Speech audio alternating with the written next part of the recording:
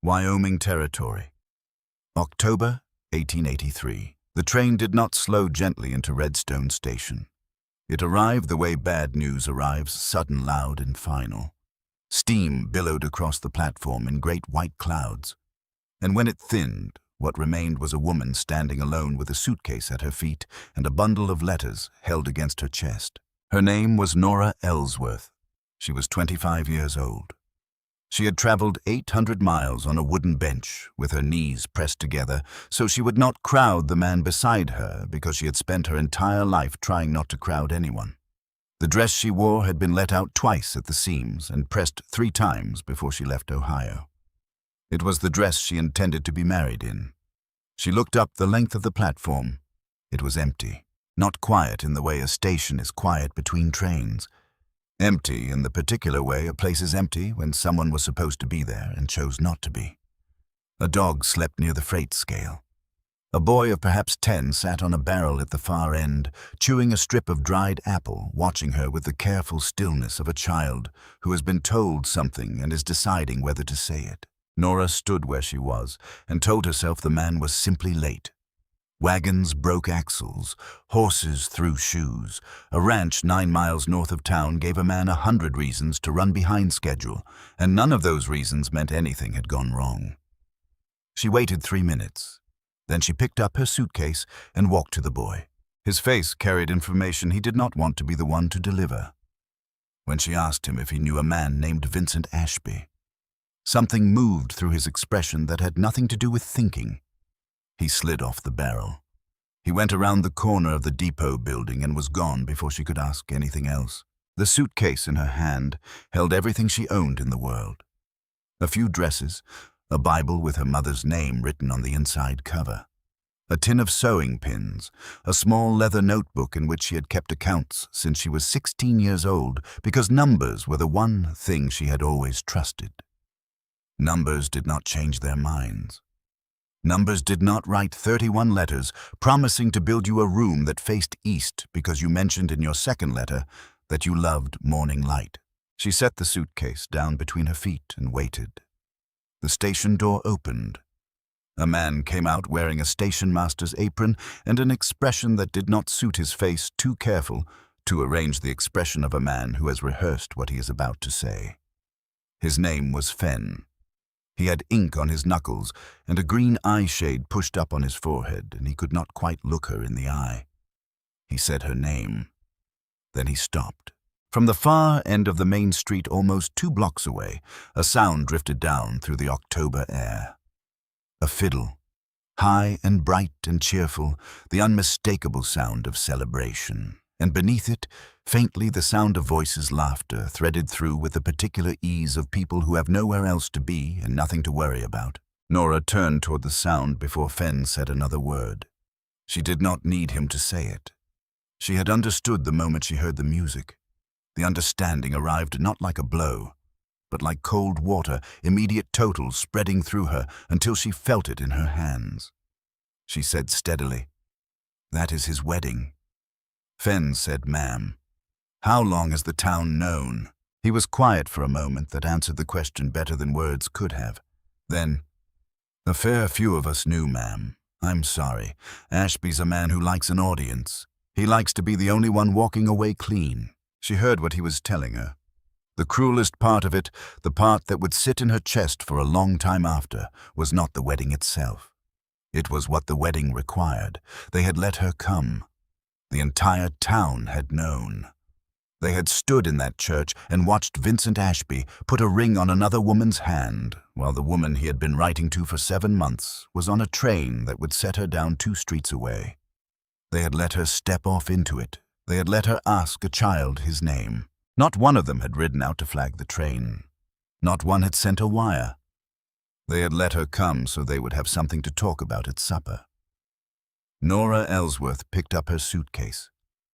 "Which direction?" she said. Fenn pointed reluctantly toward the church. Of course it was that direction.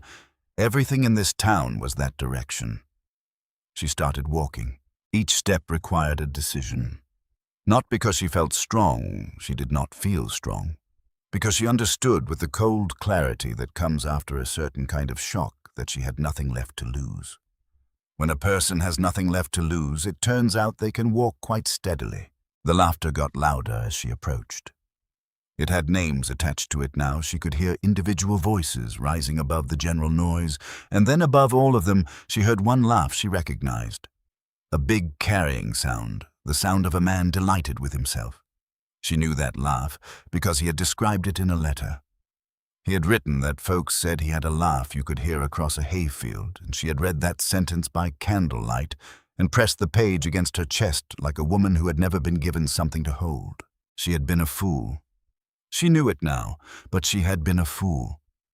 The way lonely people are fools, not from stupidity, but from wanting, and wanting is not a crime, and she would not apologize for it. The wedding party spilled out of the white-clappered church into the afternoon. And there he was.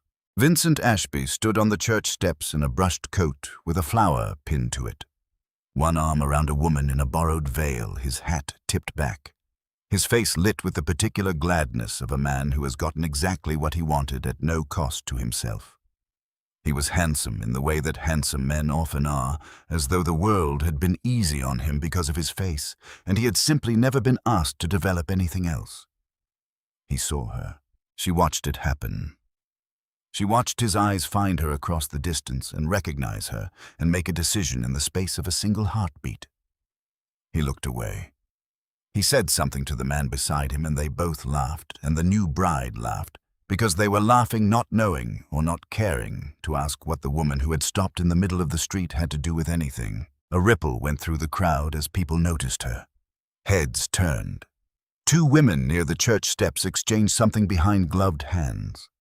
One of them, a woman in a yellow dress with a voice that carried, looked Nora up and down in the slow, deliberate way that some people look at things they have already decided about, and then said, not bothering to lower her voice, "Lord, is that what he was writing to?" Her companion said, "Hush, Edna." Edna did not hush. No wonder he traded up. The laughter that followed was not the honest laughter of people who find something genuinely funny. It was the other kind, the rehearsed kind, the kind that announces itself, the kind that is meant to be heard by a specific person standing in a specific spot. Nora stood in the road and let it come down on her. She had stood in rain like this before. Not this exact storm, but storms enough like it that she knew the only rule: you did not run. Running told them they had hit something. You did not cry. Crying gave them the rest of the story. You stood and you breathed and you made your face into a wall and you waited for it to be over. Then she said his name. She did not shout it. She said it at a normal volume, and somehow it cut through the fiddle and the laughter and the afternoon noise because it was the only quiet thing in the middle of all that sound. Vincent Ashby's shoulders went stiff. He turned around slowly, a smile already arranged on his face. The smile of a man who has decided in advance to be charming and reasonable and make whatever this was into something that was not his fault. "Nora," he said warmly, as if she were a pleasant surprise. "Now I did mean to write you. You wrote me 31 times, she said. The crowd went quieter. They thought perhaps she was being amusing. She was not being amusing. "You wrote that you had built a room onto the house facing east," she said, "because I mentioned in my second letter that I liked morning light. You wrote that you were a God-fearing man who had buried one wife and never expected to love again until my letters came. You wrote that you would be standing on the platform with your hat in your hands." Her voice did not rise. It went in the opposite direction. The quieter it became, the stiller the crowd grew around it, leaning in without realizing they were leaning. "You signed every letter," she said. "Yours only, yours." Vincent Ashby's charm had a certain reach, and she had just walked past it. Something shifted in his face, the arranged smile staying in place a moment too long before it recalibrated into something harder and less careful. "A man's circumstances can change," he said. "When—" She took one step toward him. "When did your circumstances change, Mr. Ashby?" "Before or after you received my wire from Denver telling you the day and hour of my arrival? Before or after I sold my mother's sewing machine to purchase my ticket?" The street had gone almost entirely quiet. Even the fiddle had stopped, though she had not noticed the moment it happened. The new bride had drawn back a half step from her husband and was watching his face with an expression that was not yet understanding, but was moving steadily toward it. "You knew the day," Nora said.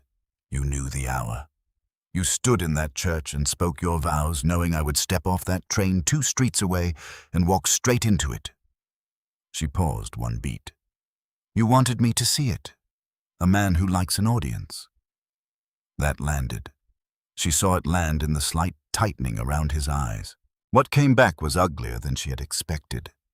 He gestured at her, at all of her, the full length of her, with one careless hand, the way you gesture at something that has disappointed you.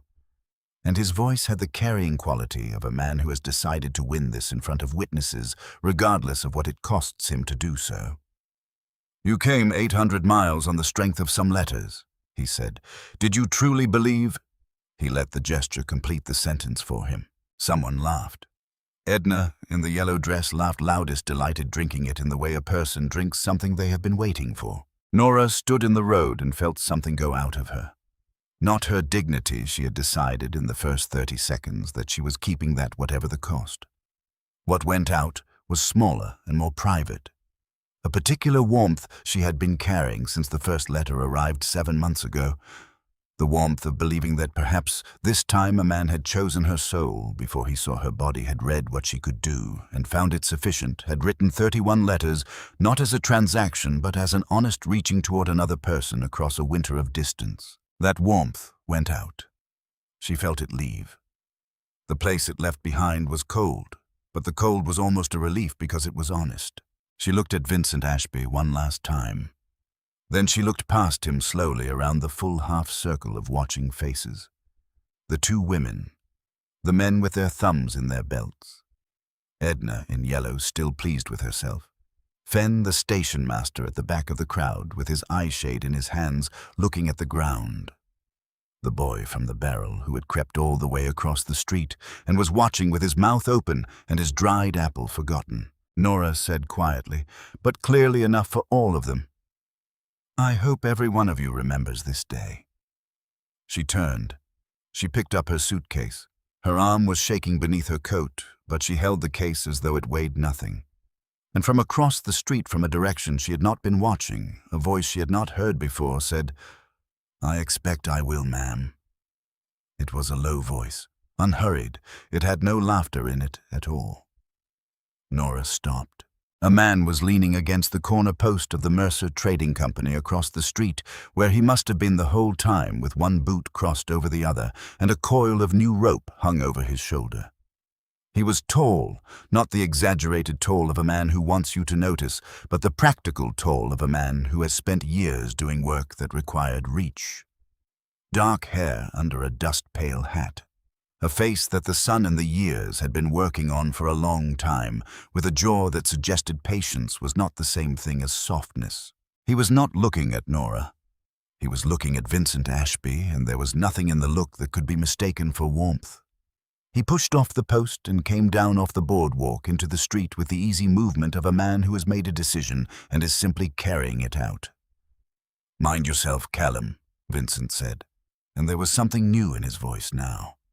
A careful note that had not been there a moment before. The man, Rafe Callum, she would learn, came to a stop in the middle of the road between Nora and the church steps. And he was not a loud man.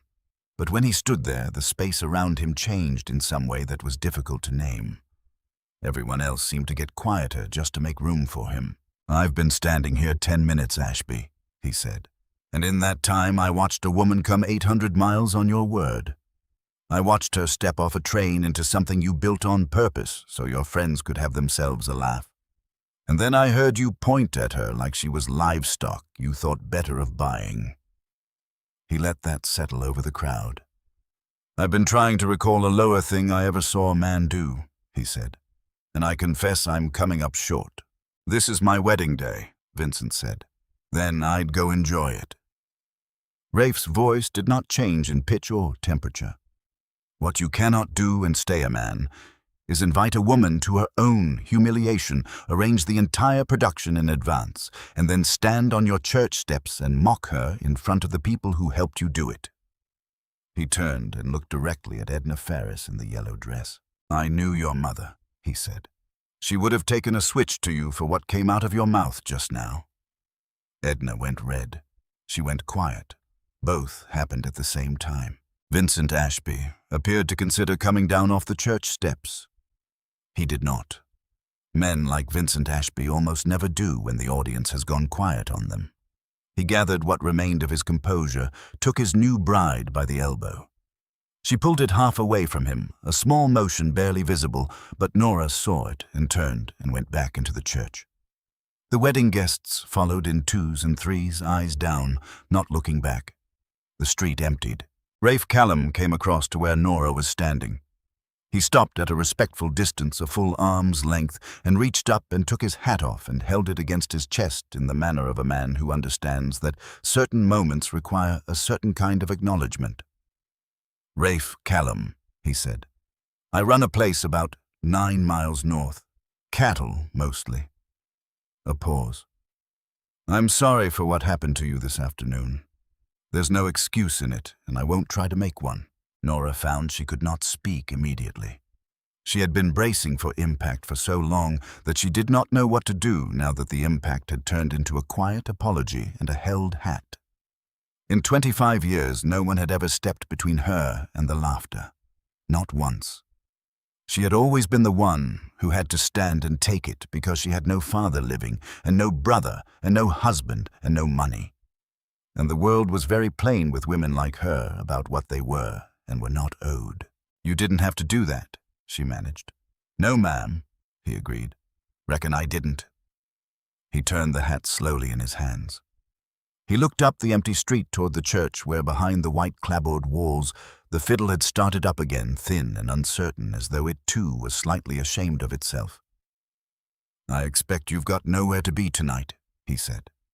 It was not a question, and they both understood it did not need to be. The whole town had just watched the answer. "I'll think of something," Nora said. "There's no room in this town will take you tonight without half of them coming to look in the window," Rafe said. He said it plainly without cruelty. "And the other kind I won't name in front of you, so that isn't a real choice, and I won't insult you by pretending it is. I don't take charity." The words came out before she had fully decided to say them. She made herself soften them slightly. "I never have. I'll work for what I'm given, or I'll do without." Something shifted in his face. Not quite a smile, too restrained for that, but the suggestion of one somewhere around the corners of his eyes. "That a fact," he said. "I keep accounts," Nora said. "I write a fair hand. I can cook for a crew without complaint, and I don't waste. I've been managing ledgers since I was 16 years old." She lifted her chin. "I am not asking you to pity me. I've had a belly full of pity from the man at the station. If you have honest work and a room with a lock on the door, I will earn my place in it, and you will not be sorry." Rafe Callum looked at her for a long, still moment. The kind of moment in which a man is actually seeing something, not just looking at it. "You came 800 miles to marry a man you'd never met," he said slowly. "Got made a fool of in front of a whole town inside 10 minutes of stepping off the train. And the first words out of your mouth to a stranger aren't 'help me.' There I'll work." He shook his head once, not in disagreement, but in the manner of a man who has just recalibrated something. "Harlan Ashby," he said, "is the dumbest man in the territory of Wyoming. And that is a competition with considerable entries." A small broken sound came from her left. The boy from the barrel had crept all the way across the street during the conversation and was standing at her elbow with his face screwed up against tears that were spilling anyway. The way a child cries when he has witnessed something he cannot make sense of and his body has decided to respond before his mind has caught up. "I'm sorry, miss," the boy said. "I'm the one that run and told him when the train came in. They gave me a penny." He scrubbed his face hard with the back of his arm. "I didn't know it was going to be like that. I swear I didn't know." Nora looked at him. This small, wet-faced child who had taken a penny and then stood at the edge of a crowd and watched what the penny had helped cause. She set her suitcase down and went to one knee right there in the dust of the street eye level with him and took both his hands in both of hers. "You listen to me," she said, and her voice cracked on it, and she let it crack because some things deserve to be said imperfectly. You did not do a wicked thing. You did a small thing for a penny the way children do. The wicked thing was done by grown people who knew exactly what they were about, and did it anyway. She squeezed his hands firmly. You remember the difference. Your whole life you remember it was them and not you. The boy flung his arms around her neck, and she held him. This stranger's child in this stranger's town, and over the top of his head, she looked up and found Rafe Callum watching her with an expression she could not fully read. Whatever he had decided 10 minutes ago when he pushed off that post, she could see in his face that he had just decided it again more firmly in some place that did not require further examination or debate. She set the boy back on his feet, stood and brushed the dust from her skirt. You'll get a name to your name taking me on, she said quietly to Rafe. They'll talk about the kind of man who takes in the woman who was jilted in the street. They'll talk regardless, Rafe said. Folks out here talk the way other people breathe. I stopped minding it some years back. He bent and picked up her suitcase before she could reach it, swung it up under one arm with the coil of rope over his shoulder, as though carrying both was no different from carrying either. Wagons this way, he said. Nora Ellsworth stood one more moment in the place where her imagined life had ended. Then she squared her shoulders, not in defeat, but in the manner of a woman who has looked at what is in front of her and decided what comes next, and followed the only man in Redstone who had thought she was worth crossing a street for. The wagon ride north was 9 miles of silence, and Rafe Callum did not try to fill a single mile of it. That was the first thing Nora understood about him. Vincent Ashby had filled his letters with words, pages of them, charm stacked carefully upon charm warmth constructed so precisely that she had mistaken the architecture for the real thing. This man drove with the reins loose in one hand and his hat pulled against the late afternoon sun and said nothing at all. Somewhere around the 4th mile she understood that his silence was not coldness. It was a form of consideration. He was giving her room to come apart if she needed to with no one watching. She did not come apart. She sat with her spine straight and watched the road unwind through dry grass and pine-scattered hills, and she let herself feel the full weight of the day, for the first and only time, quietly with no audience. Then she set it down deliberately, the way you set down something heavy when you understand that carrying it further serves no purpose. You can put that on the seat, Rafe said, nodding at the suitcase she had clamped against her body. He said it without looking at her. It won't walk off the back of the wagon. I'm fine holding it. Suit yourself. A mile later, she set it down. When they reached the ranch, 2 men came out into the yard at the sound of wheels. An older man with white threading through his mustache, and the weathered patience of someone who has worked the same land long enough to stop being surprised by it. This was Harwick Peel, who managed the horses, and had spent enough years in the territory to read a situation without requiring it to be explained to him. And behind Harwick, a younger one, raw-boned and perhaps 19, who snatched his hat off a beat too late and stood twisting it in his hands with ears that had gone red at the tips. Rafe set the brake and came around to help Nora down from the high seat. He did it as though it required no particular thought. One hand under her elbow, steady and certain, setting her on the ground without ceremony or comment. Boys, he said, this is Miss Nora Ellsworth. She'll be keeping the books and cooking for the crew. She's owed the same respect as your own mother and a fair sight more than some of you have given to that standard. He looked at the older man. Harwick Peel pulled his hat off. Ma'am, horses are my department. He said it with the directness of a man who has decided the most useful thing he can offer is clarity about his function. The younger one followed a half-beat behind. Clem Wardlow, ma'am. His ears, already red, appeared to deepen in color. Gentlemen, Nora said. Harwick nodded at her, the way a man nods at a fact that has been established and requires no further discussion, and went to take the team. Clem stood twisting his hat in his hands until Harwick said something short and sharp, and he followed. Nora stood in the yard in the thickening dusk. The ranch spread around her, a long low house, a bunkhouse behind it, a barn with the smell of horses and dry hay coming from the open doors. Corral fencing running out toward the hills she could not yet see clearly in the failing light. Kitchen's this way, Rafe said. "Supper's cold by now.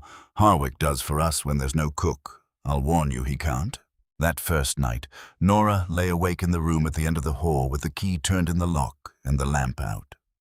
She lay still and listened for footsteps, for the handle to turn, for the thing she had been taught her whole life to expect from men's kindness when it arrived at night in a house far from anywhere familiar. The handle did not turn. The floor creaked once, far down the hall, Rafe's boots crossing to his own room. Then the house went entirely quiet. She lay in the dark in a stranger's house and felt her heart slow down for the first time in 4 days. It slowed the way something slows when the danger it has been bracing against simply does not arrive. The absence of threat when you have been carrying the expectation of it long enough feels almost physical. She did not sleep for a long while. But the reason was not fear. The reason was that she could not stop thinking about a man who had stepped off a boardwalk into the middle of a public street for a woman he did not know, who had asked her one question and believed her answer without requiring further proof, who had picked up her suitcase and given her 9 miles of silence because he understood without being told that silence was precisely what she needed. She pressed the thought down carefully. She had been taught what this particular kind of hope cost. She had paid the full price of it once already this very day, and the receipt was still fresh. Numbers, she thought. Tomorrow you open the books. Numbers she could trust. In the morning she woke before the sun. She found the kitchen and the larder, and she went to work because work was the one thing in the world she had never been confused about. By the time the sky outside the small window had shifted from black to gray, to the thin, bright gold of early October morning, there was coffee on the stove, bacon in the pan, and biscuits in the warming oven. She had also, in the same span of time, scrubbed the kitchen down to bare wood, because it had not been properly cleaned in what appeared to be the better part of a year, and she could not cook comfortably in a room that was not clean. When Rafe came in from the first chores of the morning, he stopped in the doorway. He stood there for a moment in silence. "Harwick," he called back over his shoulder without taking his eyes off the kitchen. "Come look at this." The old man appeared in the doorway, then Clem crowding in behind him. The three of them stood and looked at the clean kitchen the way men look at something they recognize but cannot quite account for. "That's our kitchen," Clem said. "That's the same kitchen," Harwick said. "Sit down before it gets cold," Nora said. "And stop carrying on. It's a clean floor, not a miracle." They sat. They ate. Rafe had 4 biscuits and said nothing throughout, and she could not read his face at all.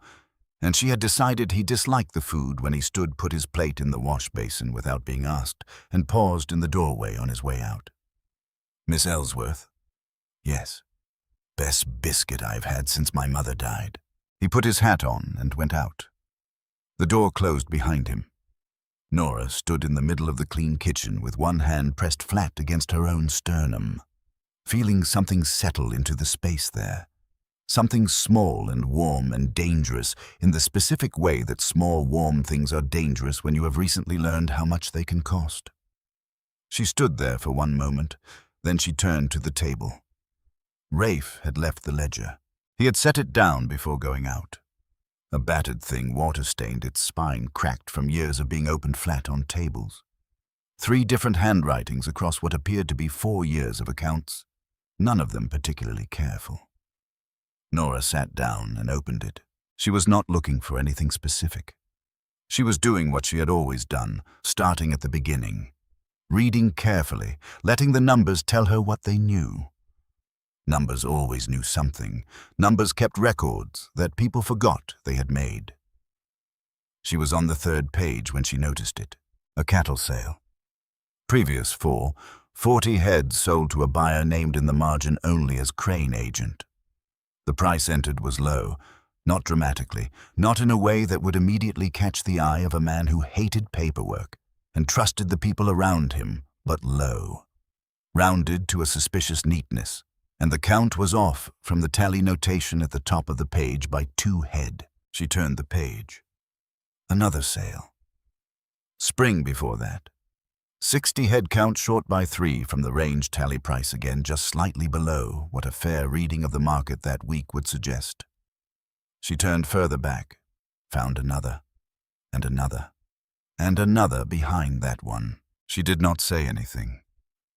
A woman in a man's house 3 days who accuses someone of thievery is a woman who finds herself back on the road by nightfall.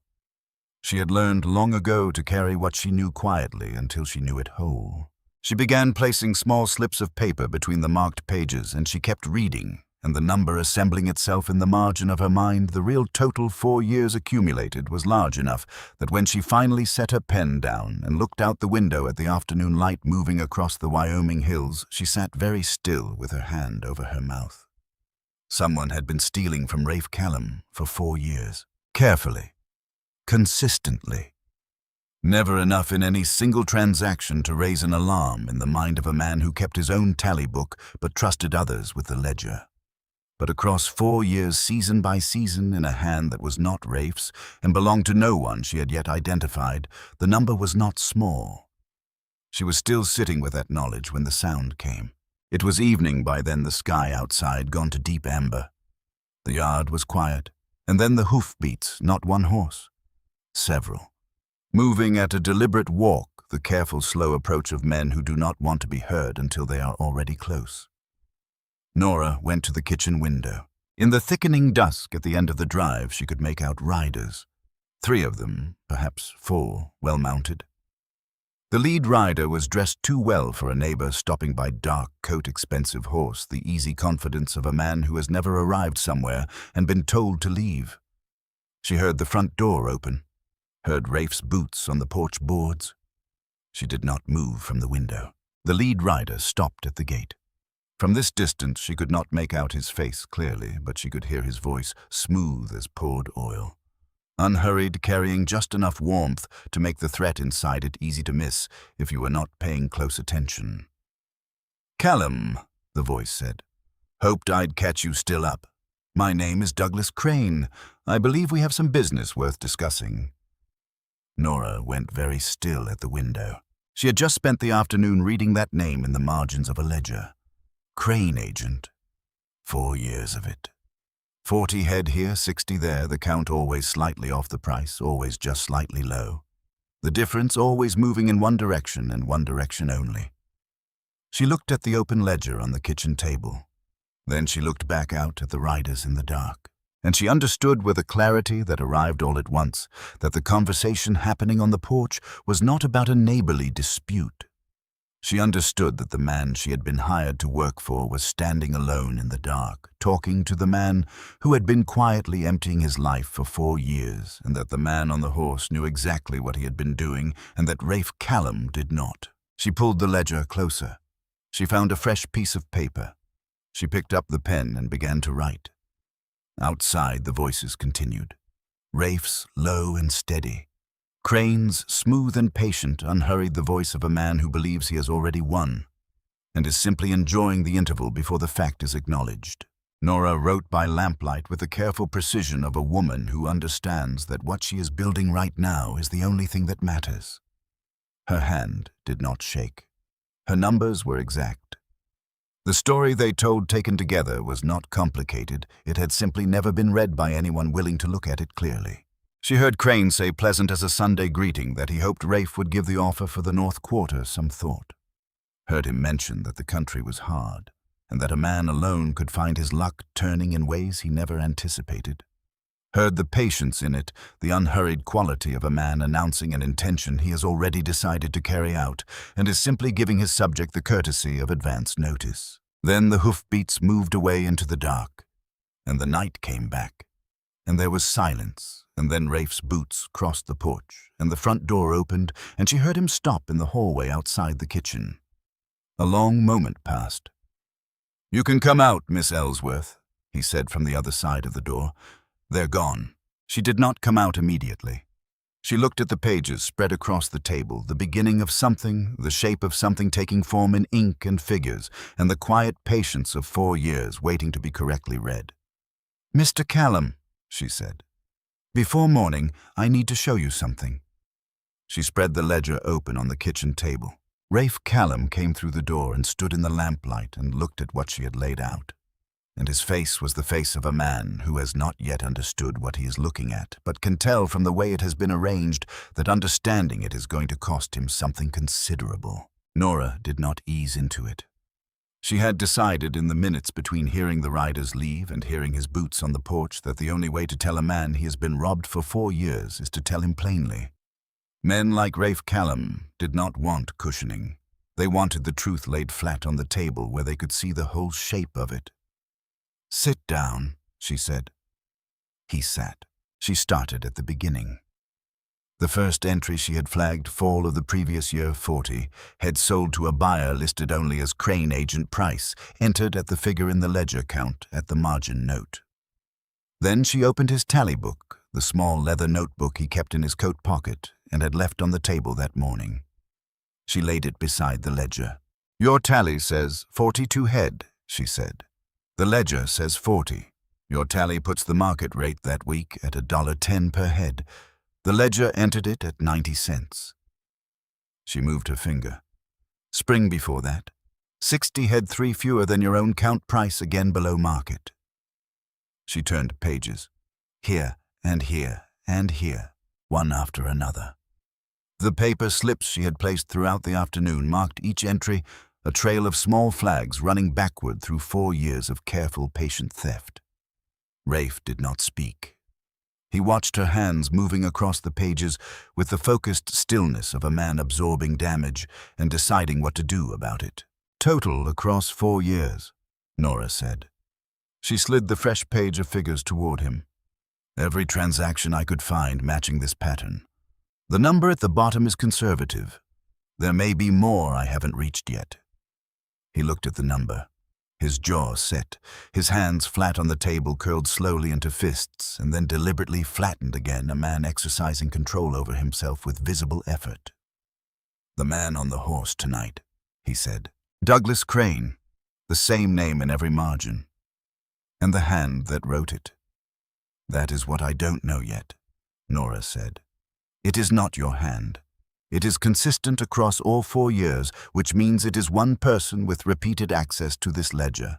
Someone you trusted near your books." Rafe was quiet for a long moment. Outside, the wind had come up, moving through the pine brakes north of the barn, with a low, persistent sound like something breathing steadily in the dark. "How long did you spend on this today?" he said. "Most of the afternoon." He looked at her across the table, not the inventory look she was accustomed to from men, not the up-and-down assessment that calculated her value by what it could see. He looked at her face, and only her face, with the directness of a man reading something he intends to remember accurately. 3 weeks from now, you'd have had the complete picture, he said. I have most of it now. 4 years, he said. I never... He stopped, tried again. I hate paperwork. Always have. I keep the tally because a man has to know his own count, but the ledger. He shook his head slowly. I trusted whoever was nearest to it. I know, Nora said. That is exactly what someone counted on. She left him with the ledger that night. She went to her room and lay in the dark and thought about what she had observed at the breakfast table that morning. Something she had not mentioned to Rafe because she was not yet certain enough to name it, and because certainty in matters like this was the difference between justice and the destruction of an innocent person. Clem Wardlow was 19 years old. He had red ears and an uncertain manner, and a habit of asking Nora the names of things in the kitchen as though cataloguing them against some future need. What was a parsnip? How did you know when bread had proofed? Why did you add the salt after and not before?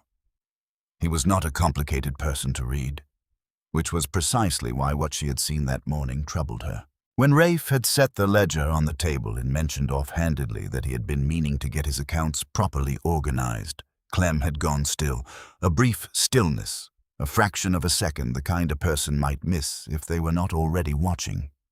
But Nora had been watching because Nora had been reading people since childhood, the same way she read numbers looking for the places where the figures did not quite add up. The stillness was wrong. Not guilty wrong in a simple way. Something more complicated than simple guilt. Something closer to the specific fear of a person who has been keeping a secret they cannot sustain and has just heard a sound that might mean it is ending. She turned it over in her mind for a long time before she slept. In the morning, Rafe went out early. Harwick Peel went with him to look at the north fence before the ground froze. The yard went quiet. The kitchen held only Nora and the smell of coffee and the silence of a house with one person in it who was trying to decide something important. Clem came in from the bunkhouse at 7:30. He took his usual chair and accepted his usual cup and began eating with the mechanical focus of a young man using the activity of eating to avoid the activity of thinking. Nora sat across from him and waited. She poured her own coffee.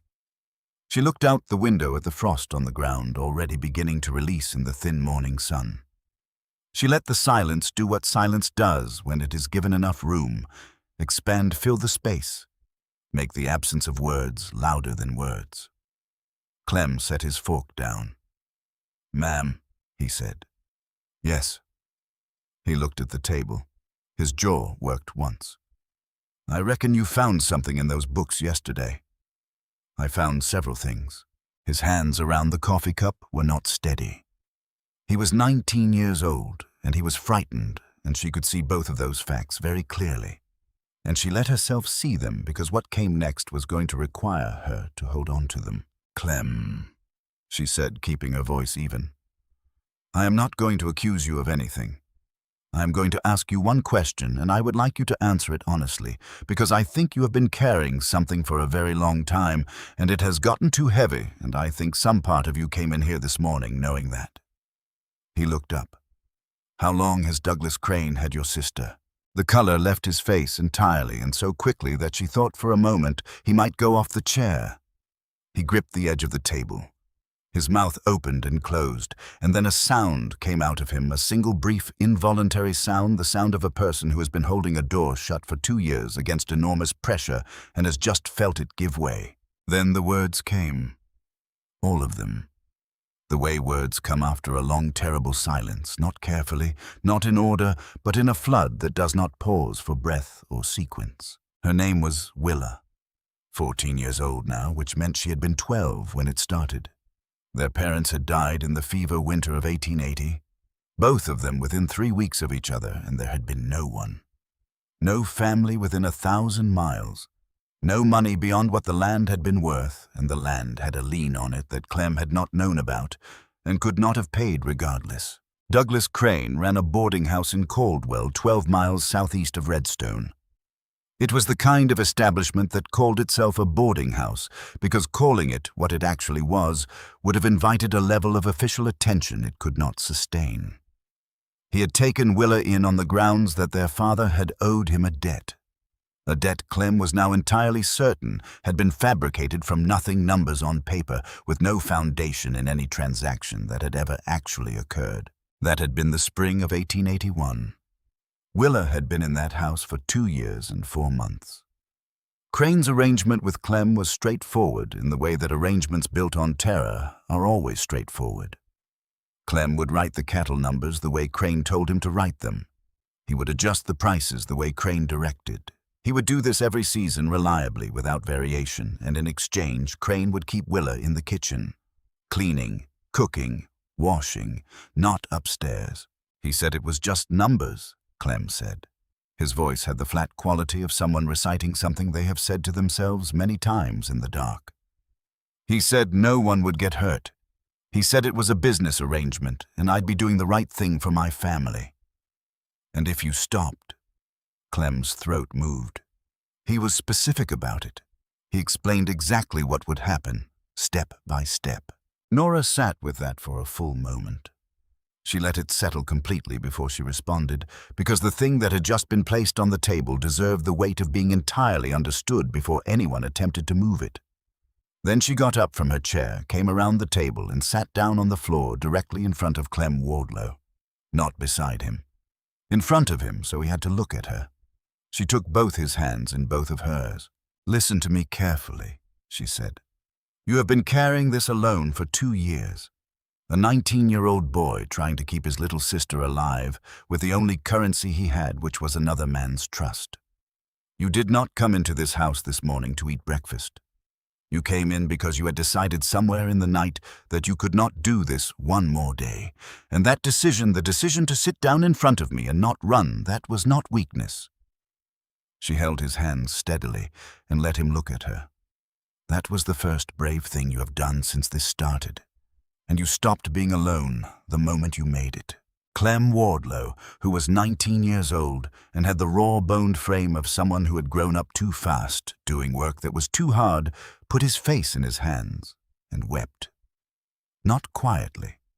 With the full, exhausted grief of someone who has not allowed themselves this particular release for a very long time, and whose body, having finally been given permission, was not interested in moderation. Nora held his hands and let him.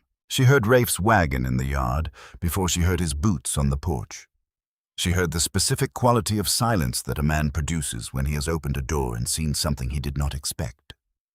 She looked up. Rafe Callum stood in the doorway. He had come back from the fence early. She could see in his face the moment of recognition, the open ledger on the table, Clem in the chair with his face in his hands, Nora on the floor holding him.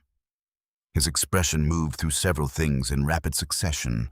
Then it settled into something hard and very still that she recognized as the face of a man managing something extremely powerful with great care. She stood up before he could speak. "Before you say anything," she said, "you need to hear this the way I heard it, all of it. He wrote in my books." Rafe's voice was flat and quiet, and more dangerous than if it had been loud. "He has a sister," Nora said.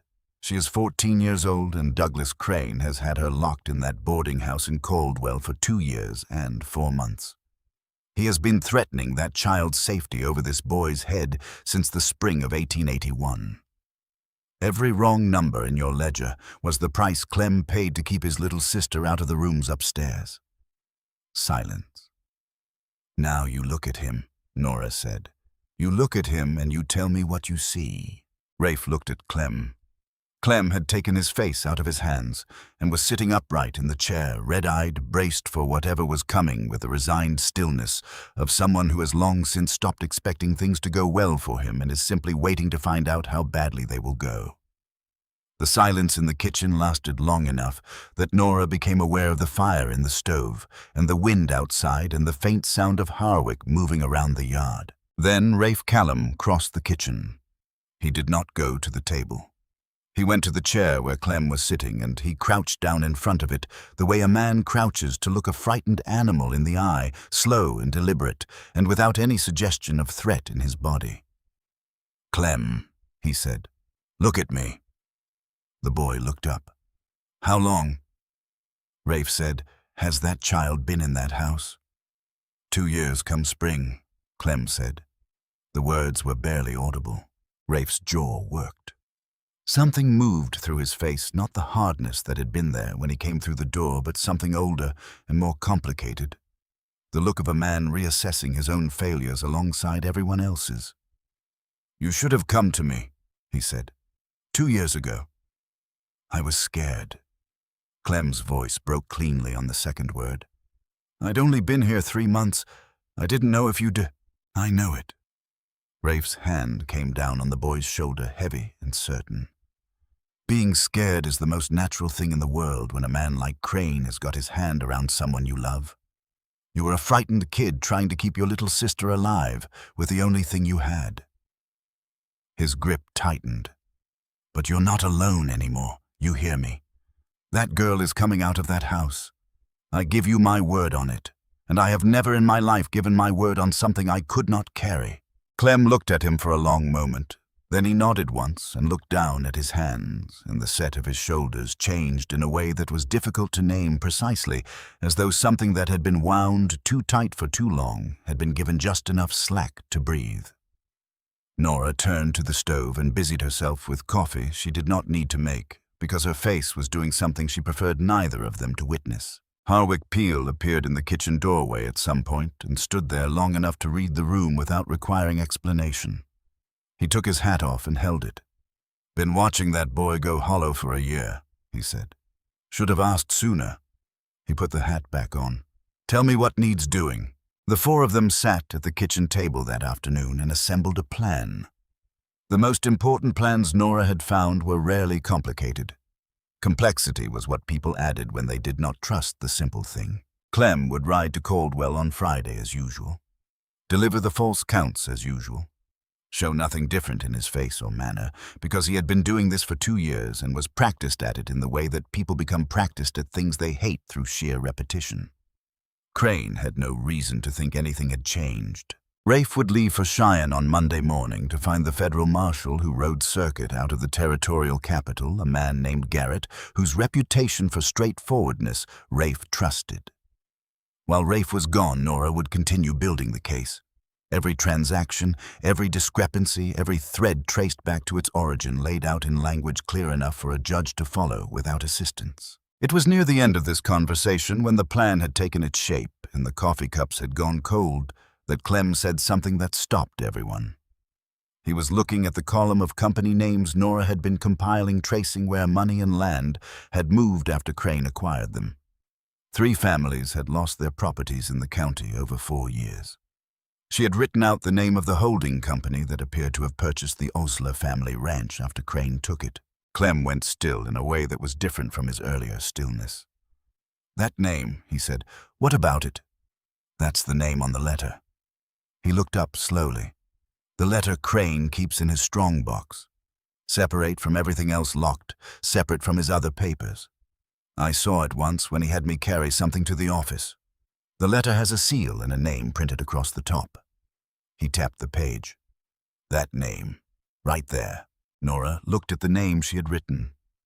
A holding company registered in Cheyenne, 2 words that had appeared as the ultimate recipient of everything Crane converted to cash or property. She went still. She crossed to the shelf where she had placed her suitcase, opened it, and removed the bundle of 31 letters tied with red string. She carried them to the table and untied the string and went through them one by one, looking for a specific letter. She remembered it vaguely, a letter in which Vincent Ashby had been uncharacteristically specific about his previous life in Cheyenne, painting himself as a man of business and consequence before he came to Wyoming. She had found it somewhat tedious at the time and moved on. She found it. The 11th letter, written on paper with a printed letterhead, the name and address of the company he had kept accounts for in Cheyenne he had written before deciding to try his hand at something more straightforward out in the territory. She placed the letter on the table beside the page where she had written the holding company's name. The same 2 words, the same address. The kitchen was very quiet. Nora sat down. She placed both palms flat on the table because she needed something solid under her hands. She thought through what this meant in the correct order without letting the shock of it compress the reasoning into something she might later find was wrong. Vincent Ashby had not found her name in a matrimonial agency catalog the way a lonely man finds a name. He had gone looking. He had known from her own letters to the agency letters in which she had described herself honestly, including the fact that she had been keeping accounts since she was 16 and had a particular facility for finding errors in financial records, that she was precisely the kind of person who could destroy what this company had been building in Wyoming. The plan had not been to find a wife. The plan had been to find a threat and neutralize her. Court her, marry her, bring her to a ranch 9 miles from town, and ensure she spent the rest of her life making biscuits and keeping the books of a man who was already under the company's control, never knowing what she was looking at, never having cause to look. And then Vincent Ashby had seen a girl in a borrowed veil and made a decision for which no one in Cheyenne had given him permission. He had discarded his assignment in a public street because he was vain and because it had never once occurred to him that the woman he was throwing away might be the thing they were all actually afraid of. And in doing so, he had delivered her to a man whose books she had every reason to open and no reason to stay quiet about what she found. Rafe said her name. Quietly, she had been silent long enough that the silence had become its own kind of statement. She looked up. "Vincent Ashby," she said carefully, "did not choose me from a list. He chose me because in my own letters I described what I could do with a ledger.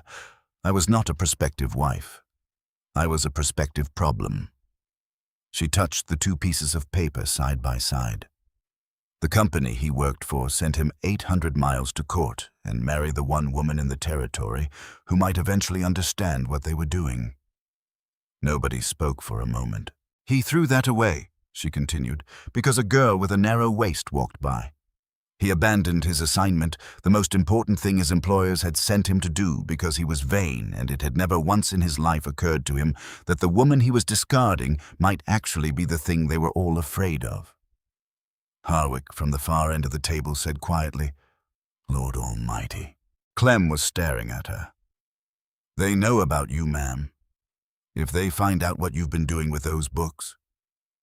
"They will find out," Rafe said. His voice had gone to iron. "Crane came here once already to see whether I was ready to sell. When I don't sell and don't fold, he'll come back with something more deliberate." He looked at Clem. "And if he has any means of knowing what's happening inside this ranch," Clem went pale. "He asks me," he said. "When I ride in with the counts, he asks how things are going, whether anything's changed at the place." He pressed his eyes shut briefly. "I told him you'd taken on a bookkeeper. I told him her name. I didn't know what she'd find." "When did you tell him?" Nora said. "That first Friday after you arrived.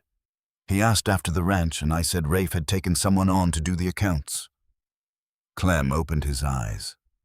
"He asked if anything was new at the place. I said Rafe had business in Cheyenne next week." He stopped. His face fell.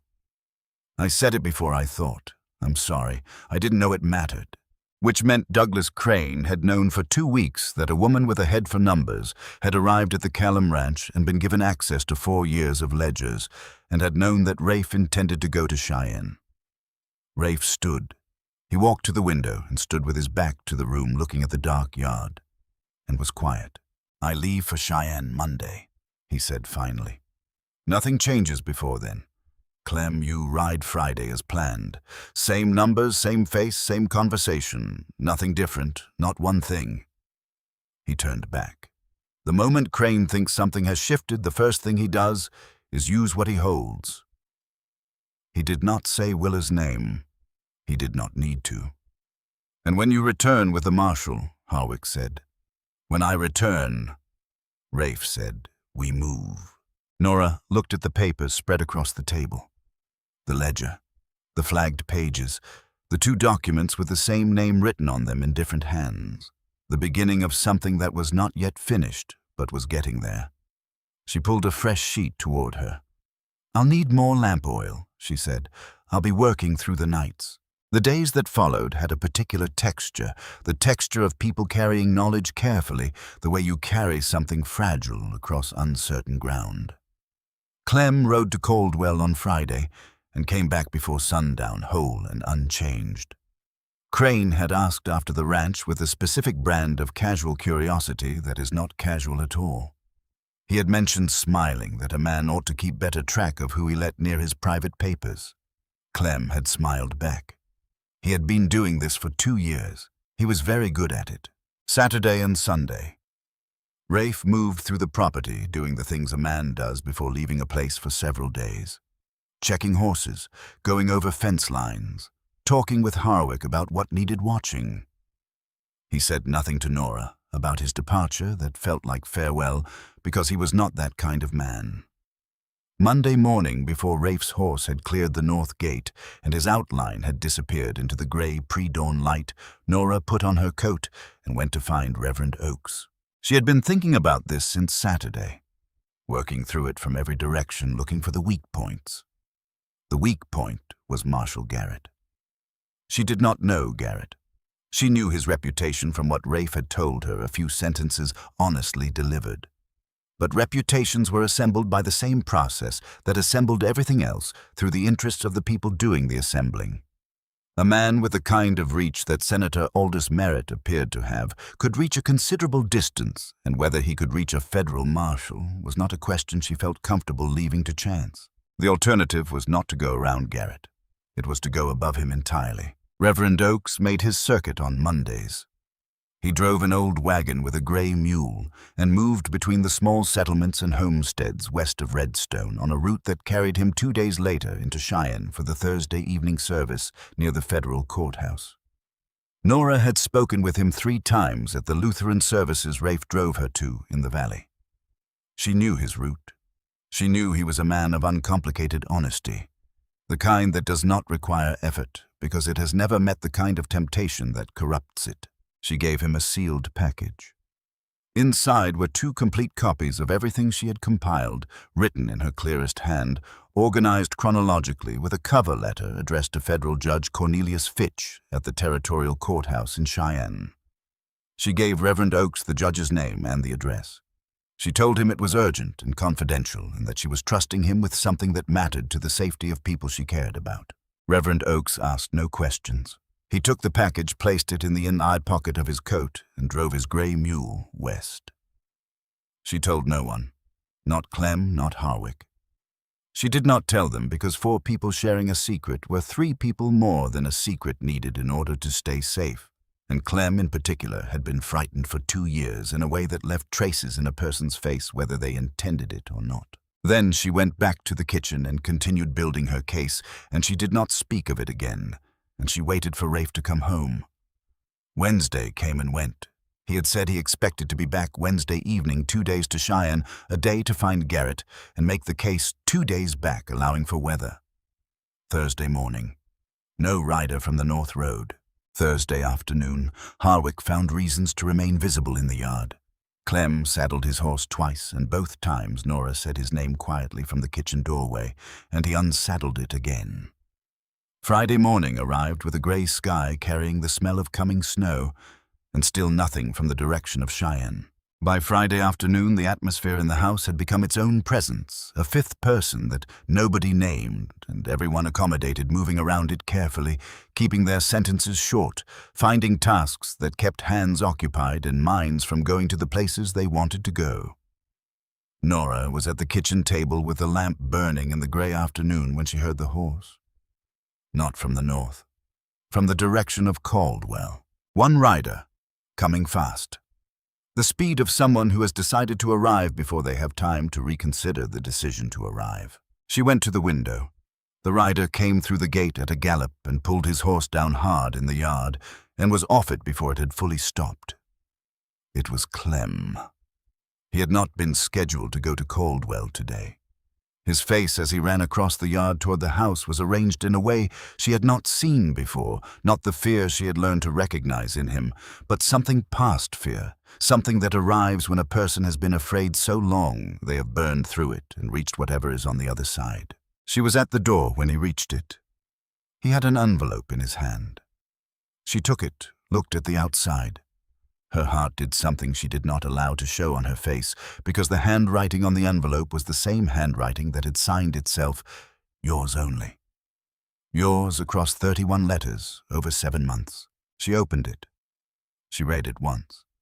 Then she read it again, not because she had misunderstood it the first time, but because the second reading was the one that allowed her to think past what she was feeling into what she needed to do. Vincent Ashby knew about the trip to Cheyenne. He had known he wrote since the day Rafe rode out. They had eyes on the road. North had recognized Callum heading in the direction of the territorial capital, had drawn the obvious conclusion. Rafe Callum was currently a guest of Douglas Crane in Caldwell. He would remain a guest until Nora arrived that evening with the complete documentation she had been compiling. If she brought anyone, if she sent anyone ahead, if she held back a single page, then she could consider which of 3 people she would prefer to outlive. He signed it the way he had always signed everything. Yours only. Yours. Via Nora folded the letter once precisely and placed it inside the front of her dress against her skin, where she would feel the paper with every breath she took for the rest of the night. She looked at Clem, who was gripping the door frame with both hands. Then she called for Harwick. When the old man appeared, she went to the kitchen and took the small folding knife from the drawer beside the stove and put it in her coat pocket without comment. Harwick saw her do it and said nothing. She looked at both of them, the frightened boy and the weathered man, and said in a voice that she was pleased to find was entirely steady, "They have Rafe. Ashby wants me to come to Caldwell tonight with everything I've compiled. Alone." She paused one beat. "I am going to Caldwell tonight, and I am going to bring exactly what they are expecting to find in this bag." She crossed to the table.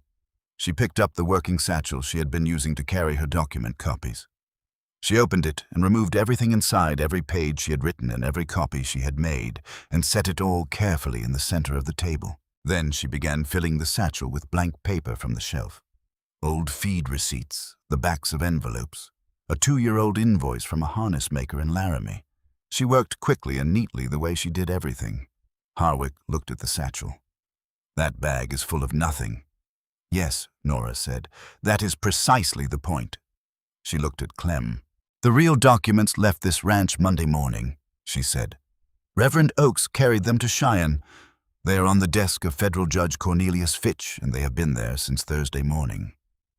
She said it without drama, the way she stated anything that was simply true. "Vincent Ashby believes he is summoning me here to hand him the only evidence against them.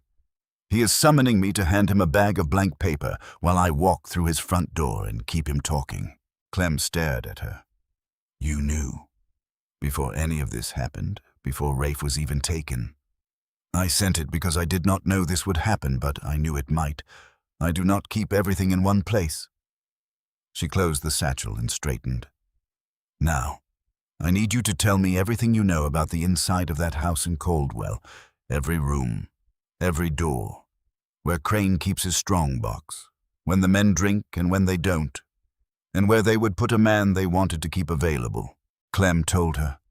All of it. The layout of the rooms, the kitchen entrance at the back, and which boards creaked on the outside steps.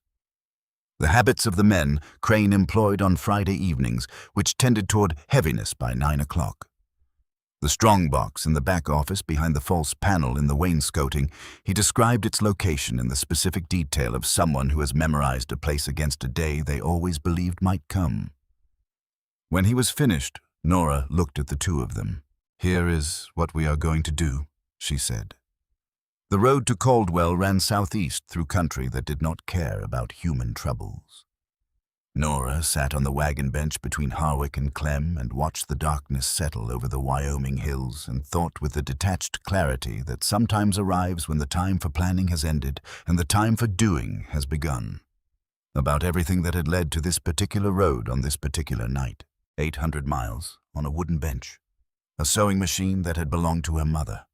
A street in Redstone and the sound of a fiddle, and a town that had made a production of watching her arrive into her own humiliation.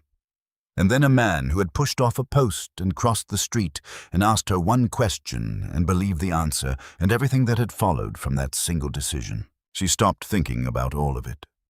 Sentiment was not useful right now. Clarity was, and she had always been better at clarity than most people gave her credit for. The plan was simple. Simple plans were the only kind worth trusting because complexity was what people added when they did not fully believe in the simple thing.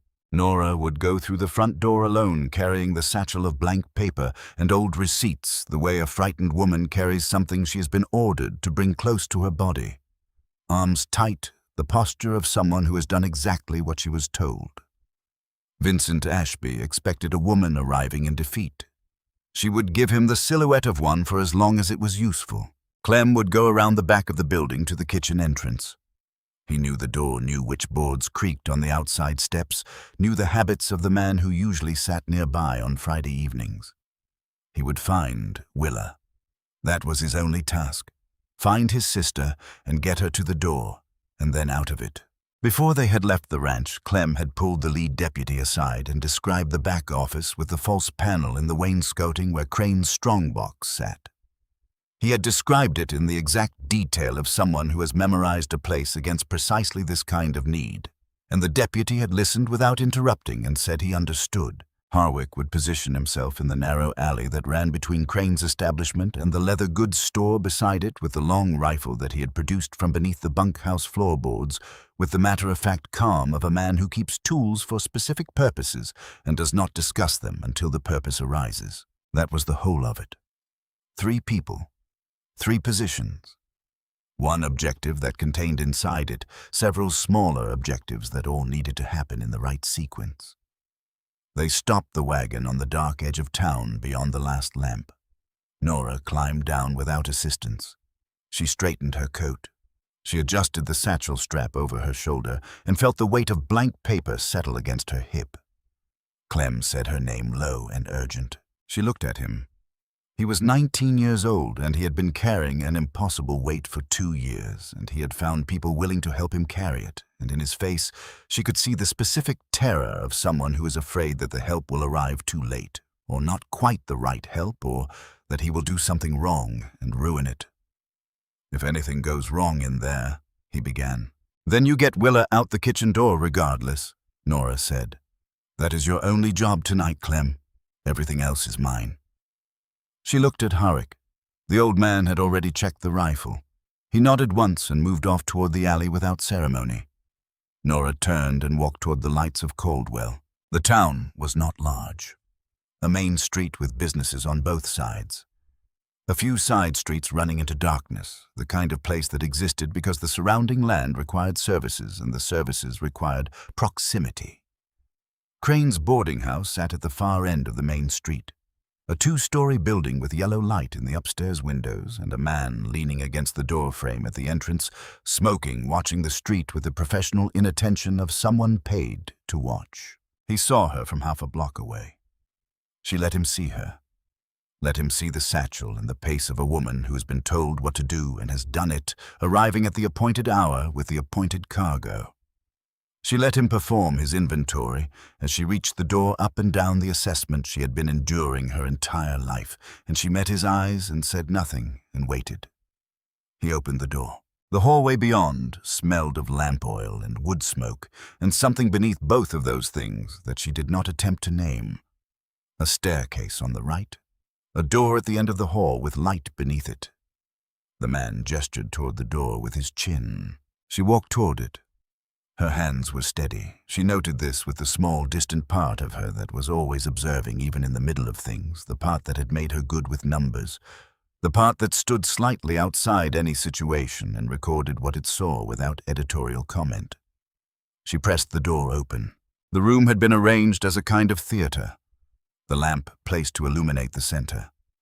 3 chairs positioned with deliberate intention, a table against the far wall, a window on the left with dark curtains, a door on the right that she calculated led to the back office where Crane's strongbox waited behind a false panel.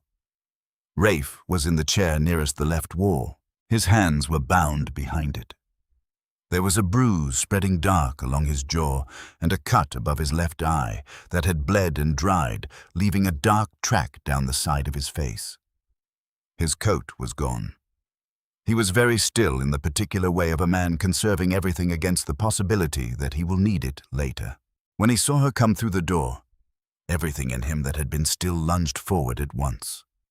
The chair moved, the rope held. His voice came out stripped of every careful layer he usually kept over it. "No, Nora, no, you were not supposed to come. I told them I would sign whatever they wanted. You were never supposed to come here." One of the men in this room put a hand on Rafe's shoulder and pushed him back. Rafe went back. He was calculating. She could see him calculating behind the bruised eye, running the options, and she made herself look away from him because if she kept looking at him, her face would show Vincent Ashby exactly what this moment cost her, and she could not afford that. Near the cold fireplace stood a girl, 14 years old, small, made smaller perhaps by 2 years in a house that did not belong to her. A kitchen apron gray from washing, hair pulled back practically, hands at her sides not fidgeting. She had learned not to fidget.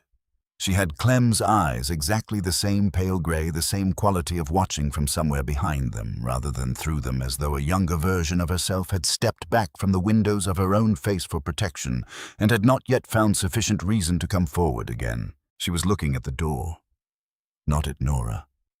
At the door as though she could see through it and through the wall and through the dark to the kitchen entrance and whatever she was hoping was coming through it. Nora did not let herself look at the girl for more than a second. By the window, Vincent Ashby was pouring himself a drink with the ease of a man at his own hearth. He had not changed since the church steps in Redstone, the brushed coat, the easy posture, the face arranged in the expression of a man who is pleased with how things have gone and sees no reason to hide it. "Nora," he said with the warmth of a man greeting someone he is genuinely glad to see. "You came, and alone as requested." His eyes found the satchel immediately. "And you brought your homework. Good girl." You said they would be released, Nora said. She kept her voice small and let it stay small. The man and the girl. You said if I came alone with the documents, they walk out. I said a great many things. He set the glass down and moved toward her unhurried. Let's see what you've brought first, and then we'll discuss the terms of everyone's evening. She held the satchel out. He took it, opened the clasp, reached inside. She watched his face. There is a particular expression that appears on the face of a person who has reached into a container expecting one thing and found something else entirely. It is not simple confusion. It is the gap between expectation and reality in the moment before the mind catches up to what the hands are reporting, a fraction of a second in which a great deal can be read by someone who is paying attention. What she read in Vincent Ashby's face was not just surprise. It was the first cold edge of fear. He pulled out a sheet of blank paper, turned it over, pulled out an old feed receipt from a harness maker in Laramie, reached in and found more of the same blank paper, old invoices, the backs of envelopes, nothing of consequence dressed up to fill the weight and size of something important. He looked up. She had taken 3 steps back while his attention was on the bag, and she was now standing in the center of the room with the heavy oak table between herself and him, and she was standing straight, and her hands were at her sides, and her face was not the face he had been expecting to see. Where is it? He said. 80 miles away, Nora said. On the desk of Federal Judge Cornelius Fitch in Cheyenne. It has been there since Thursday morning. The room changed. Not dramatically, nothing moved, no one spoke, but the quality of the air in it shifted in some way that was immediately perceptible to everyone present. Vincent Ashby went very still. You're lying, he said. I don't lie, Nora said. You know that about me. You spent 7 months reading my letters. I am many things this world finds inconvenient, but I am not a liar. You built an entire plan around that fact, around the certainty that if I found something in a ledger, I would bring it forward honestly, rather than suppress it. She tilted her head slightly. I brought it forward. I simply chose a different direction than the one you were watching. She took 1 step toward him, and he took 1 step back, and she was not certain either of them noticed this exchange in the moment it happened. You sent a man 800 miles to court me, she said, because in a letter I wrote to a matrimonial agency, I mentioned that I had been keeping accounts since I was 16. That was the threat, not my face, not my body, the thing in my hands. She held them up empty steady. You meant to marry me, and place me in a house 9 miles from town and ensure I spent the rest of my life looking at ledgers that would never show me anything you didn't want me to see. A careful plan, an expensive plan, a plan that required you to do one thing successfully. She stopped. She let the silence last exactly as long as it needed to. Instead, she said, you stood me up in a public street so your friends could laugh. You discarded the most important assignment your employers had ever given you because a girl in a borrowed veil caught your eye, and your vanity could not bear to take the plain one when the pretty one was available. She took another step forward. And then a rancher you had never thought about brought me home and put me in front of his books. Vincent Ashby had stopped pretending. The charm was gone the way a lamp goes out, not gradually, not with a flicker, but all at once, and what the absence revealed was smaller and meaner than what had been covering it. The documentation you supposedly sent to Fitch, he said. Even if you did, even if he read it, courts take time. Marshals take time. You're in this room tonight. Senator Merritt, Nora said.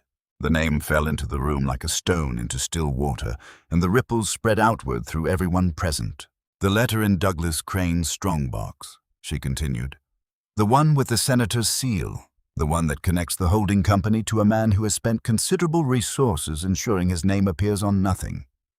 That letter is described in detail in my documentation, which Judge Fitch received Thursday morning, along with 4 years of transaction records connecting the holding company to every piece of land it has acquired in this county through fraud or coercion. She paused. Your letterhead, Mr. Ashby, the one you used in your 11th letter to impress me, places you at that company before you came to Wyoming. I kept that letter. I keep everything. I believe I mentioned that to you once. Vincent Ashby looked at her for a long moment. Something went out of him slowly, the way air leaves something that has been punctured in a place not immediately visible.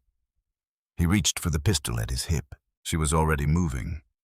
She had calculated this, had known from everything she understood about men like Vincent Ashby that when the verbal architecture collapsed, the physical response would follow, because men who build their lives entirely on words have nothing left when the words stop working. She went sideways and down behind the heavy oak table in the same motion, and her hand went into her coat pocket where the small folding knife had been since she left the ranch. And she came up on the far side of the table, and she was behind Rafe's chair. The pistol discharged. The ball went through the space where she had been standing and struck the far wall, and the sound of it in the enclosed room was enormous and then gone, leaving a ringing absence behind it. Her hands were at the ropes behind Rafe's chair.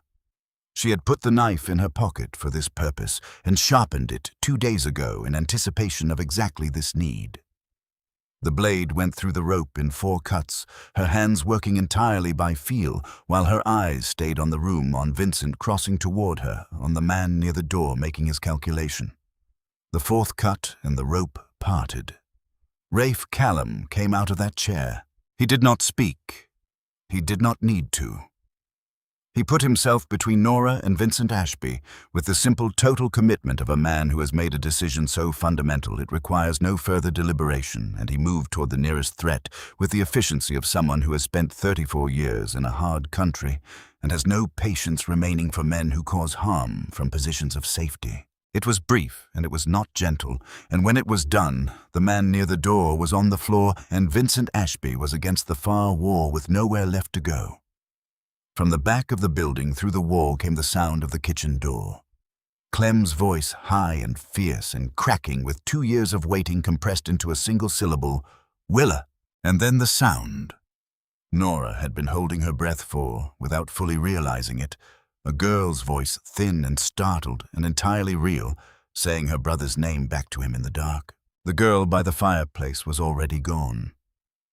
The door to the back hallway swung on its hinges, and Nora understood that Willa Wardlow had been watching that kitchen door since the moment Nora entered the room. And the moment she heard her brother's voice through the wall, she had not waited for permission or signal or rescue. She had simply gone the way people go toward the thing they have stopped allowing themselves to expect. Outside in the alley, Harwick Peel's rifle said one deliberate word to the man who came out the side door at a run. The man sat down in the alley and did not get back up. Vincent Ashby looked at the room around him, at Rafe standing between him and the door, at Nora in the lamplight with a folding knife in her hand, and an expression that was not triumph, something quieter and more final than triumph. At the empty space by the cold fireplace, at the satchel of blank paper and old receipts on the floor where he had dropped it. He bolted for the front door. He went through the hallway and through the entrance and out into the main street of Caldwell at a dead run, and he ran directly into the front rank of 12 Deputy United States Marshals who had been positioned at intervals along the street since 9:30 that evening. They were not Marshal Garrett's men. They were the men of Federal Judge Cornelius Fitch, dispatched from Cheyenne on Thursday afternoon, 4 hours after the judge had begun reading the documentation delivered to his chambers by a Lutheran circuit preacher on a gray mule who had understood enough of what he was carrying to ensure it arrived without detour. The judge had not sent a message ahead. He had sent men because he understood the difference between those two things and which one the situation required. Vincent Ashby was taken in the street he had tried to run down, still in the good coat he had worn to his own wedding 3 weeks before. Douglas Crane was taken from his bed on the 2nd floor of his own establishment within the hour. The back office was entered in the presence of 2 federal witnesses. The false panel in the wainscoting was located exactly where Clem had described it. The strong box behind it was opened. The letter inside, sealed formal bearing the name and office of Senator Aldous Merritt of Wyoming Territory, was removed with care catalogued and placed into federal custody before midnight. By the time the sky began to lighten in the east, the long machine that had been quietly running in that county for 4 years was entirely dismantled, its components in irons or in flight. And the carefully maintained distance between Senator Aldous Merritt and every piece of dirty work he had ever commissioned had been reduced by one woman's 4 nights of careful work by lamplight to the width of a single sheet of paper with his signature on it. The aftermath had a different texture than the events that preceded it. Events had urgency and direction. Aftermath simply had weight. Nora stood in the long room after the marshals had moved through it and the immediate business of the evening had concluded, aware of a tiredness that was not entirely physical. The specific exhaustion of a person who has been holding a great many things together simultaneously and has now cautiously begun to set them down. Rafe came to stand in front of her. He looked worse in the lamplight than he had looked in the chaos of the last half hour. The bruise along his jaw had deepened, the cut above his eye had reopened, his shirt was dark in several places. He had been held for 2 days in a manner that was not comfortable. He was standing entirely upright, and his eyes were entirely clear, and she understood that whatever had been done to him had not reached the part of him that mattered. He looked at her for a long moment, then he said, "You weren't supposed to come. You've said that." "I told them." He stopped. The roughness in his voice was not entirely the result of 2 days of poor treatment. "I told them I would say whatever they wanted, sign whatever they put in front of me, because I needed them to keep waiting, to keep thinking there was still something to negotiate, because I needed you to be 9 miles away and safe." He looked at her steadily. "That was the only thing I needed." "I know," Nora said. "Then why?" "Because you stopped for me." The words came out without the careful steadiness she had maintained through everything that preceded this moment, and she let them come out that way because they were true. And the truth did not always arrive controlled. When the whole world was laughing, she said, "You crossed the street, you asked me one question, and you believed the answer without requiring proof or persuasion. You picked up my suitcase and gave me 9 miles of silence, because you understood without being told that silence was what I needed. You gave me a room with a lock on it, and a wage equal to what you paid your men, and a ledger and the freedom to read what was in it." Her voice did not break. It simply lost the professional register she had been maintaining for days and became something more direct. Something that had been waiting for the moment when it was safe to be said plainly. "No one had ever stopped for me before. Not once in my entire life. And when they put you in this house," she stopped, found the rest of it. "There was never one moment in which I was going to be the kind of person who does not stop for you. I would rather have burned to the ground in this building than gone home safe and spent the rest of my life knowing I had left the one man who ever thought I was worth crossing a street for." Rafe Callum made a sound she had not heard from him before, low and fractured from somewhere that did not usually allow itself expression. His hands came up and found her shoulders, and he pulled her in against his chest, not gently, not with any of the careful management he applied to most things, but with the full weight of 2 days of fear and relief and something that had been building since a wagon seat and 9 miles of considerate silence. He held her the way a man holds something he has come dangerously close to losing without fully understanding he had it. Nora stood in the ruin of that terrible room and let herself be held by someone who had chosen her fully knowing exactly what she was. She had spent 25 years being too much. Too large, too plain, too capable in ways that made people uncomfortable, too unwilling to apologize for occupying the space she occupied. The world had spent 25 years trying to fold her down to a manageable size, and she had spent 25 years resisting, and she had been very tired for a very long time.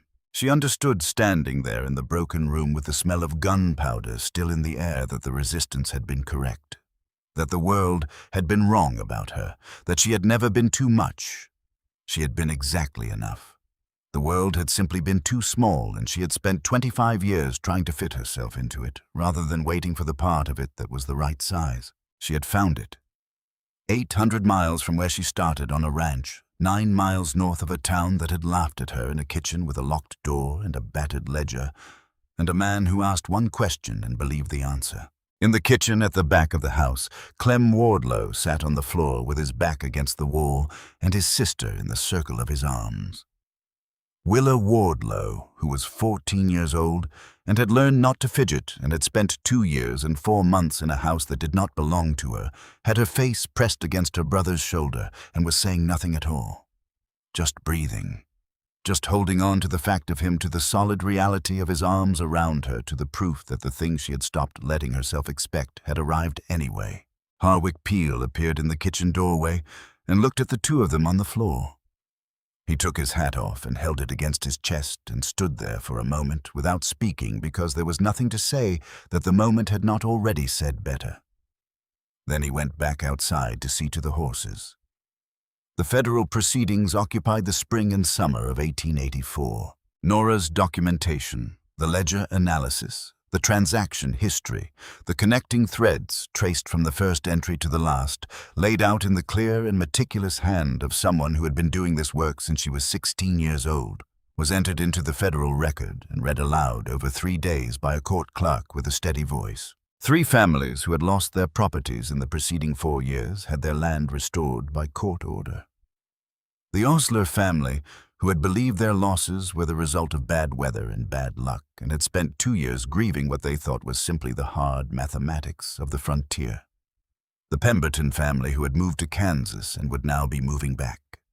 A widow named Gatch, who had been told her husband's debts exceeded everything he owned, which was not true, and who received, along with her restored land, a formal acknowledgment from the federal court that the debt she had been told about had not existed. Vincent Ashby received 12 years in federal prison. He attempted during sentencing to deploy the charm that had served him well for most of his life. Judge Fitch had read 4 years of ledgers annotated in Nora's hand. The charm did not find purchase. Douglas Crane received 18 years. He provided substantial testimony against Senator Merritt in exchange for a reduction from what the prosecution had originally sought, and in doing so demonstrated the accuracy of something Nora had said in the long room in Caldwell on the night everything ended, that a man who has built his operation on other men's hands will sacrifice those hands without hesitation. The moment saving them becomes more expensive than letting them go. Senator Aldous Merritt was tried separately in a federal court in Denver, where his local influence carried considerably less weight. He was convicted on 4 counts and sentenced to 11 years. He released a statement through his attorney maintaining that he had been a victim of a corrupt subordinate's misrepresentations and had never had any knowledge of or involvement in the activities for which others had been convicted. No one who had read the letter from his strongbox believed this statement, including the newspapers that printed it. Senator Merritt died in federal custody in 1890. The newspapers reported this event briefly and without visible grief. Willa Wardlow came to live at the Callum Ranch in the autumn of 1883 and did not leave. The first month she slept with the lamp burning and her bedroom door standing open. She startled at sounds that did not warrant startling and was sometimes found in the kitchen at 2 in the morning, not because she was hungry, but because she could not stay in the room. And the kitchen was where the lamp was, and the lamp was where she needed to be. Nora did not comment on any of this. She simply ensured the lamp was always full and the kitchen was always warm, and that there was always something in the warming oven at 2 in the morning, because a person who cannot sleep should at least be able to eat. The second month, Willa began asking questions about the kitchen. How did you make biscuits rise like that? What was the difference between salt pork and side bacon? Why did bread need to rest after kneading, and what happened if you didn't let it? Nora answered each question fully, and without any indication that there was anything unusual about a 14-year-old needing to learn things that 14-year-olds generally already knew. By the 3rd month, Willa had taken over the bread entirely. She experimented with additions: dried fruit, a thread of molasses, once a handful of rosemary, from the kitchen garden that she presented to Nora afterward with a combination of pride and uncertainty that Nora recognized as the particular expression of someone who has recently rediscovered that trying things is allowed. The bread with rosemary was very good. Nora said so and meant it. And the expression that crossed Willa's face in response was something Nora filed away in the part of her memory that held the things she intended to keep. In the 6th month, on an ordinary Tuesday afternoon in March of 1884, Willa Wardlow closed her bedroom door for the first time. No one mentioned it. Harwick Peel happened to be in the yard adjacent to the house when it occurred, and was observed by Clem walking around the back of the barn for no evident reason, remaining there for several minutes and returning with a neutral expression and something that might on a different face have been called moisture near the eyes, but which on Harwick's face was simply weather. Clem, when informed later that evening, sat down at the kitchen table and pressed the heels of his hands against his eyes for a long moment. Then he said he needed to go check on the north fence. He went out and was gone for the better part of an hour. When he came back, he did not mention the fence. Harwick Peel told the story of the rifle in the Caldwell alley to anyone who would stand still long enough to hear it, which turned out to be a considerable number of people. He improved the story each time he told it, which was his right, given that he had been there, and no one who had not been there was in a position to correct him. Edna Ferris. The woman in the yellow dress appeared at the Callum Ranch on an afternoon in October of 1884, nearly a year after the events in Redstone. She came alone, and she knocked at the door, and she had clearly spent some time preparing what she intended to say, because she said it with the careful precision of a person reciting something rehearsed. Nora listened to all of it, every word, without interrupting. Then she invited Edna inside and made coffee, and they sat at the kitchen table for the better part of an hour. And when Edna left, she was still somewhat ashamed of herself, but measurably less burdened by it, which Nora considered a reasonable outcome for an afternoon's work. She did not forgive Edna because Edna had earned it. She forgave her because she had decided somewhere in the months since Redstone that she was going to be more generous than the cruelty she had received, and that this decision had nothing to do with the people who had been cruel and everything to do with who she intended to spend the rest of her life being. You could not carry the weight of other people's smallness and also move forward. The weight was too specific. It was calibrated to keep you exactly where they had put you. She set it down. That was all. She simply set it down. The land was hers now as well as Rafe's, her name beside his on the deed filed with the Territorial Land Office in January of 1884. Nora Ellsworth Callum recorded without comment by a clerk who wrote it down and moved on to the next document, which was all she had ever wanted from anyone with a pen and a piece of official paper accuracy without editorializing. A late afternoon in October, 1884. 1 year almost to the week since a train had set her down on a platform in Redstone, and the platform had been empty. The sky over the Wyoming hills was doing what it did in October, moving through colors that did not have adequate names, somewhere between copper and the deep blue-gray of distance, the horizon going luminous in the west, while the east had already decided on evening. The wind came across the grass with the clean, cold smell of coming winter, but it was not a threatening cold. It was the honest cold of a place that was exactly what it was and made no apologies for it. Nora stood on the porch and looked at it. She was not waiting for anything. She became aware of this gradually, the way you become aware of the absence of a sound that has been so constant you stopped hearing it. For 25 years, she had always been waiting for a letter, for a word, for someone to call her name out of a crowd with honest intent. Waiting had been the fundamental condition of her life, the thing underneath, everything else that shaped how she stood and where she looked, and how much of herself she allowed to be present at any given moment, because it was easier to be partially present than to be fully present and have it amount to nothing. She was not waiting. She was standing on her own porch, in her own life, looking at the country that was hers, and the absence of waiting was so complete and so unfamiliar that she simply stood in it for a moment and felt its shape.